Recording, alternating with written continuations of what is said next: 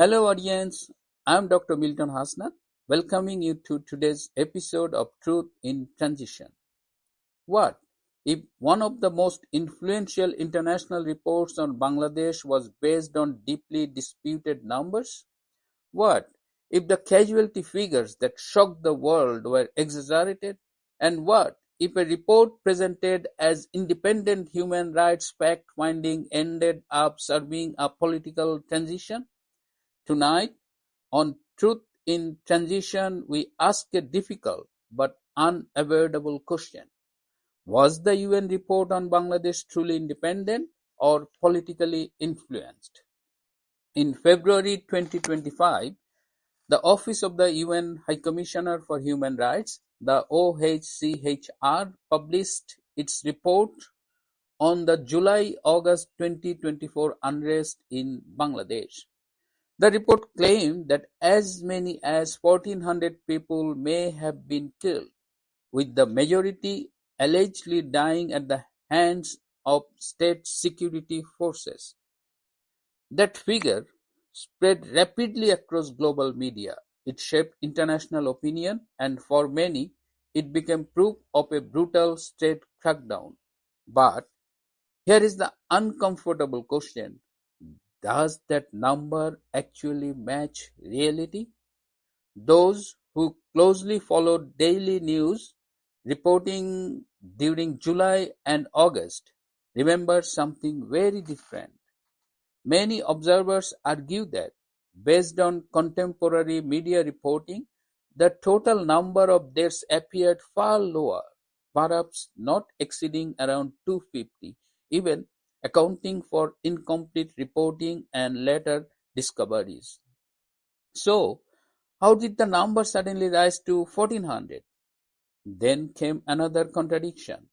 In January 2025, Bangladesh's own official July Uprising Gazette listed 834 deaths related to the unrest.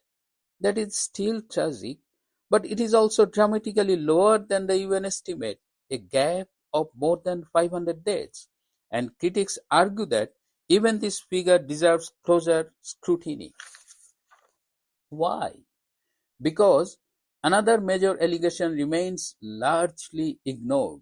Critics and independent commentators have long argued that not all deaths during the unrest were caused by government security forces.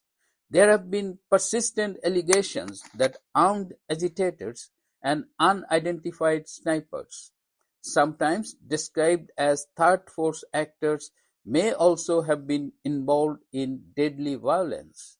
Some analysts argue that chaos on the streets, rooftop shootings, and targeted killings created confusion about responsibility.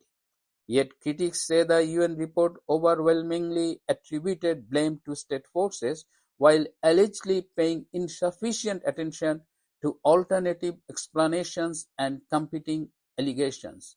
This, they argue, created a one-sided narrative. The controversy has now taken an international legal turn.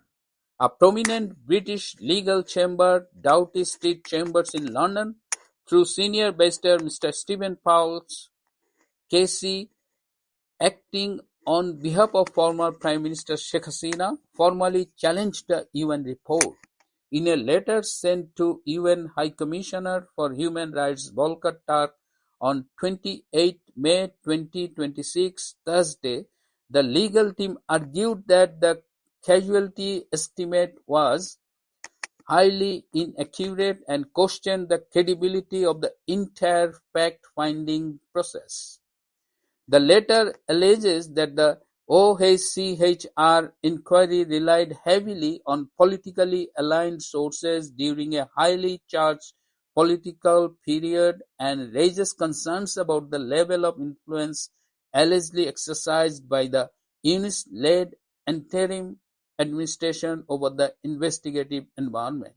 Most significantly, the lawyers called for a public correction, even a retraction of the casualty figures. Let us be clear, every innocent death matters. Every family deserves truth. But truth demands evidence, and history demands accuracy. If numbers were inflated, if key facts were ignored, or if political narratives shaped international findings, then Bangladesh and the world deserves answers. Was this a human rights report or a political document of its time? This is Truth in Transition.